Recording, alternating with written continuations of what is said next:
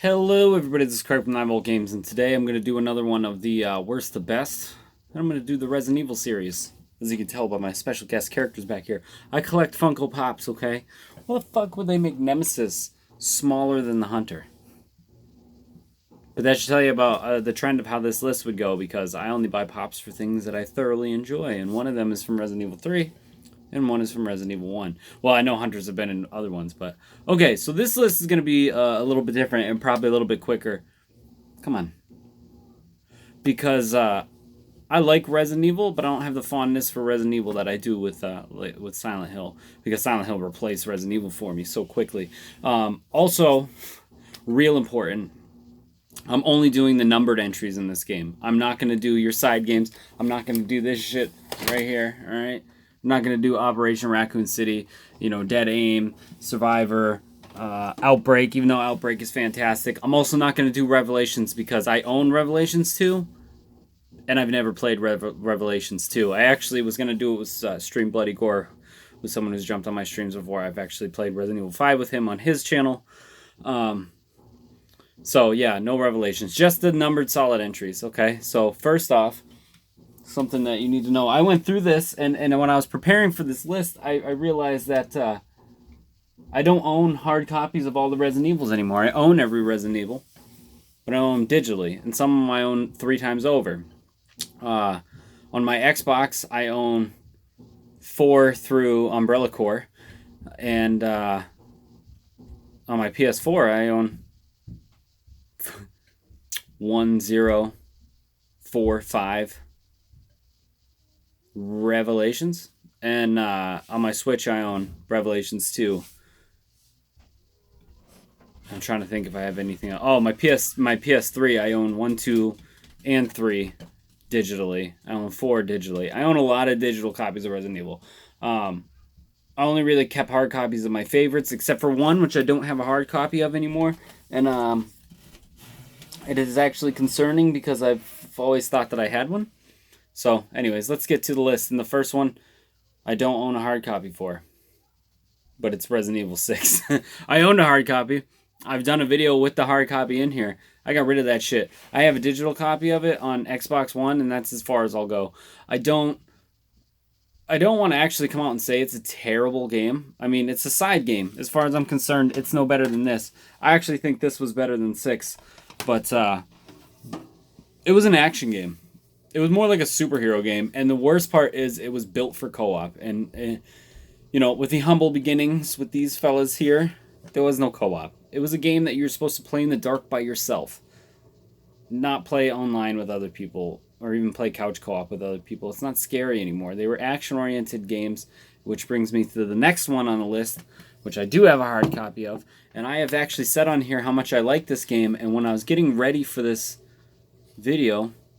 What the fuck is going on? Uh-oh. I didn't get ready for this video well enough. Apparently. Hold on. Oh, I got it. It's right here. I'm a fucking idiot. I've said that I've enjoyed this game. And I do for what it did for gaming as a whole. But as far as the Resident Evil game goes, I'm sorry. This trend of awful Resident Evil games that we've seen, 5 wasn't terrible. I'm going to talk about 5 next. But 6, it all started with this. I mean, this was a great game phenomenally. It was a huge game changer on so many different layers. Like that was a GameCube exclusive for a while, and it was arguably the best quality of the Resident Evils. But now that the game's been out for so long, and we've seen other variations of that gameplay done so much better, it was pretty much the over-the-shoulder camera and the cover-based shooting was really what it brought to the table, and a lot of games took off and ran with it. I mean, we have Gears of War thanks to Resident Evil 4. So it did a lot for gaming, but it also started the trend of the bad Resident Evil games. So while it's obviously not as bad as 6, I think 6 is terrible. 4 started the trend, and 4 was fun, but I'm going to tell you what. The next one I'll go into, which I also don't have a hard copy of anymore. I thought I had one on Xbox, but apparently I don't. Which is weird, because I almost got every achievement on Resident Evil 5. Resident Evil 5, like I said, I actually played it recently, like within the last couple months. It's on Stream Bloody Gore's channel. We played a couple levels, right? And I think I had to play Sheva. I was Sheva. But that was a game where the co-op wasn't necessary. I know people might disagree with me in saying that, you know, the partner AI was terrible. I played through that game 5 times on Xbox 360, and you can even check my achievements on that shit. I think I've said that in every one because it's my proudest one. I'm missing one achievement, and I would have gotten everything on that game. But I enjoyed it. It was an action-based one, and yeah, I know the punching in the stone in the end, but it brought back a bunch of my favorite things. It brought back Chris Redfield, who is, I like him better than Leon. I think he's, you know, him and Jill are the face. I have a Jill pop, but it's in my daughter's room and she's sleeping. But him and Jill, they're my 2 favorite characters in Resident Evil, and they brought back the Licker, which is my favorite enemy type in Resident Evil. The game was gorgeous, and after I played it 5 times single player, then I got into multiplayer. So I feel like I really got my bang for my buck. A bang for my buck. It sounds like wicked cheap prostitution, by the way. I got the most bang for my buck out of Resident Evil 5, I feel.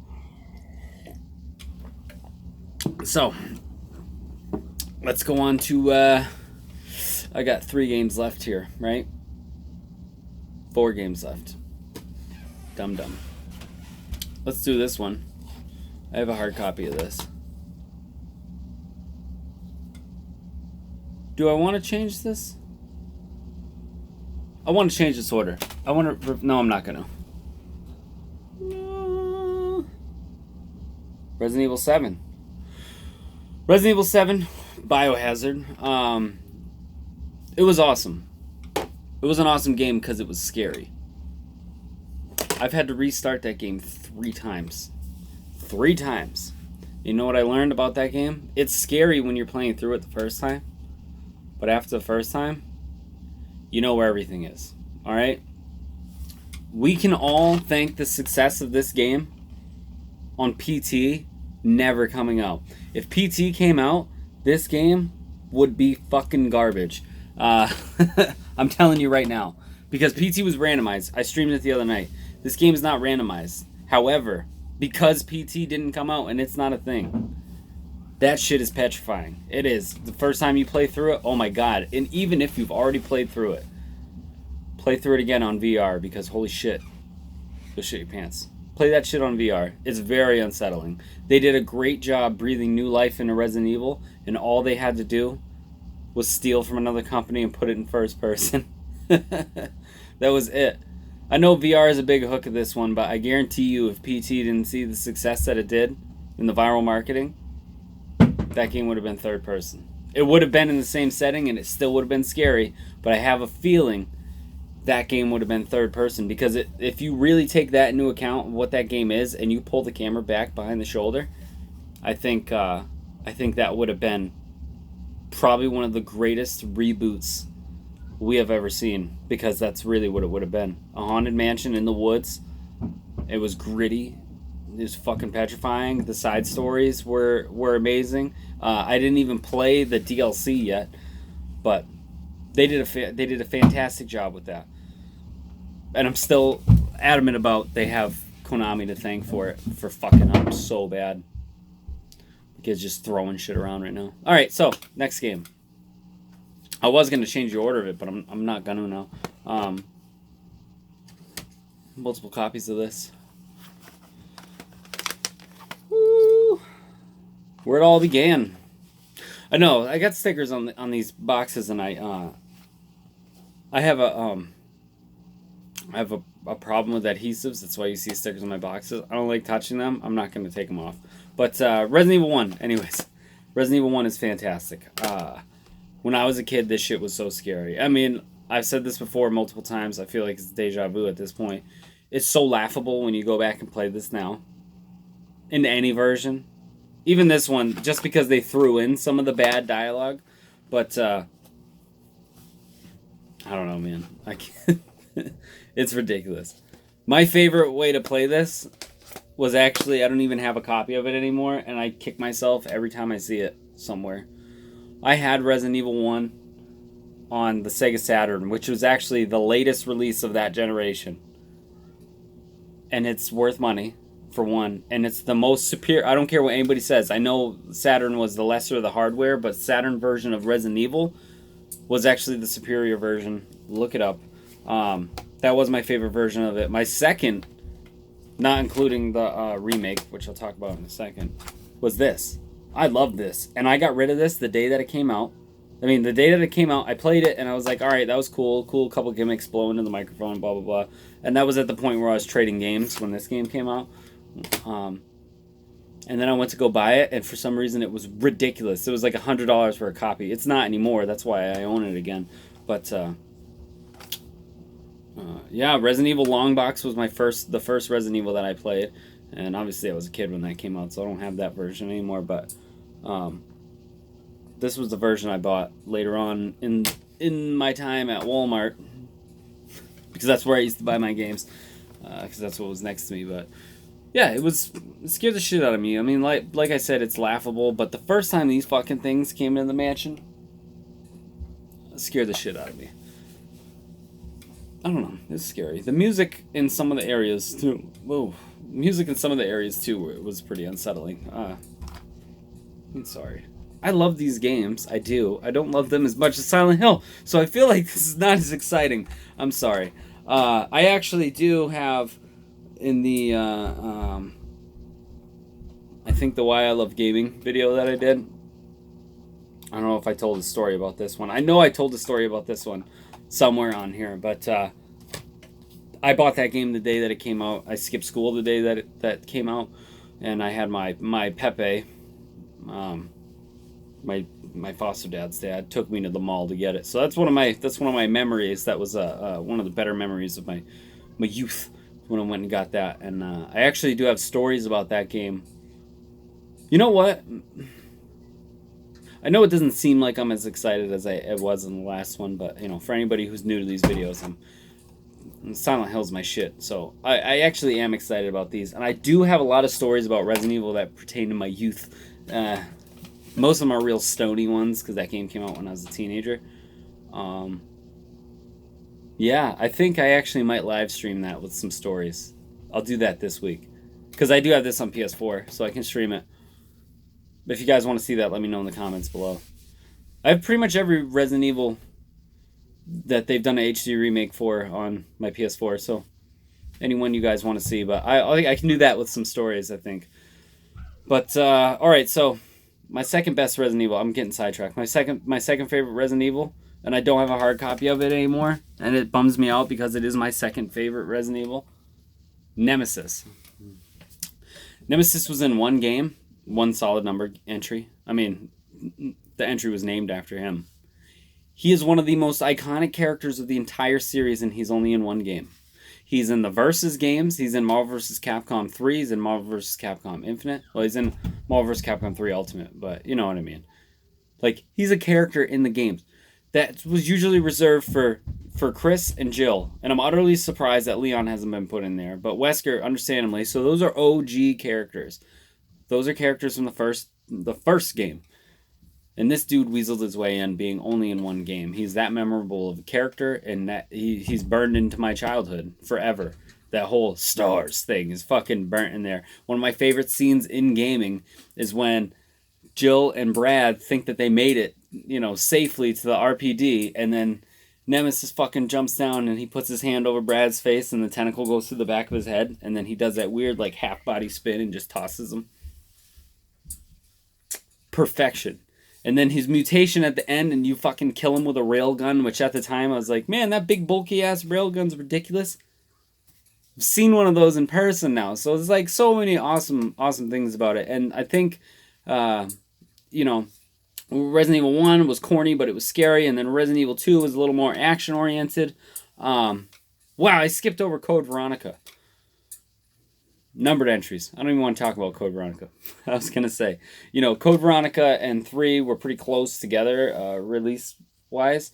I feel like the high tension of constantly having something chase you through the game just put the Resident Evil back, into being scary. I also like the ability to mix and match to make your own ammo, like grenades and stuff.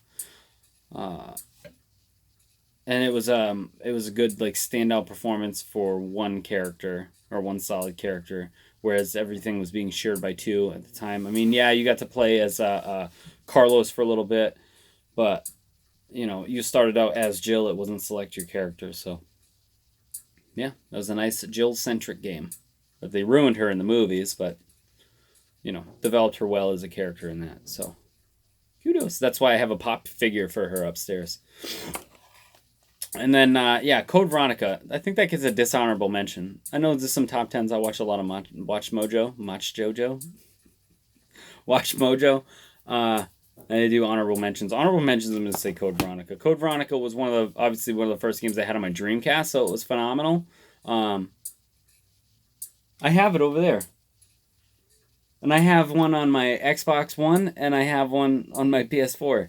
I actually have done a video. There's a guy who's going to be on here right now who's upset. Larry Medina. You're going to complain that I didn't even put this game on here, but I'm going to have to put it as an honorable mention because it's not part of the numbered series. And I said this was only going to be numbered series. I did enjoy the game. I think that Steve is one of the worst characters in video gaming history. His voice was annoying. I can't believe that on on the remaster of the game they just gave him bangs, you know, for Code Veronica X. I don't know. The story was weird. It was a side story, and it wasn't terrible as far as side stories go. So yeah, honorable mention. How's that? That way I can mention it. It is a game that I played a lot of, and I played a lot of it on my Dreamcast and PS2. All right. So, anyways, number one. Let's get to it. You already know what it is because it's the only one I didn't do yet out of the numbered entries. Number one. Whoop. Resident Evil 2. I fucking love Resident Evil 2. I went and got that the day that it came out at the Walmart, right? I was so excited. I'm waiting for the fucking remaster. There's only so many things I can say about Resident Evil 2, and I believe I've said all of them throughout the last like 8 years on this channel. It had a perfect balance between scary and action. Like, it was an action game. You had some heavy weapons. You know what I mean? You had some epic boss fights. You were in a police station. You were in an underground facility. The environments changed everywhere. You went through a whole city, whereas in Resident Evil 1, you were just stuck in the woods. In this one, you were going through a city and you were seeing the effects of this virus and the actual town that was next to it. And, you know, the inevitable end of what happened. The whole story together was amazing. And then the different variations of the game, because Chris and Jill, you know, they played through the same thing. Whereas there was slight variations in the story, I feel. I mean, there was in 1, but not so much as was in 2. You know, you had the whole arc with Ada, which the story went that way. And then with Claire, you had the parts with Sherry, and the story went that way, and it interconnected with, you know, the boss of the game, and all that, and the motives of, like, all these outside sources, and how they're affecting Raccoon City, and I thought that was really awesome. You know, basically having to protect the daughter of the antagonist, and one of the main causes for the entire thing happening, and then the other one who worked for the secret spy, you know, double agent thing that, I don't know, that was pretty cool. Then she came looking for her man, which, you know, that's how you found out the password to the computer, which was John and Ada. And then it sparked a whole love interest part. So you can't really even think about Leon without thinking about Ada, and that's really cool.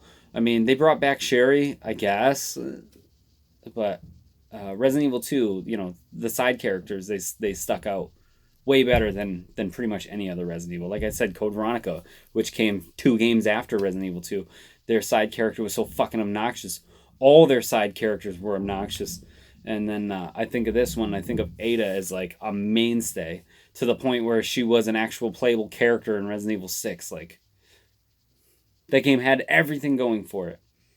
And it was an epic adventure, and there was so many, like, the replayability on it was ridiculous. This is longer than my Silent Hill one now. I'm getting excited talking about it. As far as the versions of it go, I have the DualShock version. I think this is the best way to play it, just because there's no disc loading. I feel like it runs smoother, especially you have the expansion pack. I have this game on PC. I bought a hard copy of this game on PC back when it came out, and I have a copy of it on PS3. I fucking love it. I can't wait for this remake. So, I don't know. What series do you want next? Maybe I should do Devil May Cry, considering Devil May Cry was actually supposed to be Resident Evil 4, and then, you know, they went this way with it, and then they reskinned, put a new story, and made a new character, and now we got Devil May Cry. So maybe I should do Devil May Cry. See, the young people on here who like Devil May Cry, like Dante Son of Sparta, a.k.a. Gary Potter, you probably don't even know. You probably know from reading that Devil May Cry was supposed to be a Resident Evil sequel. It was supposed to be Resident Evil 4. But I bet you didn't know. Like, we saw that shit. Whatever. No, go fuck yourself. Thank you guys for watching. Not go fuck yourself, all you guys. Just Gary. Thank you guys for watching. Let me know what you want to see in the comments below. And let me know if you want me to stream Resident Evil 1 this weekend. Because I can do that. Thank you guys for watching.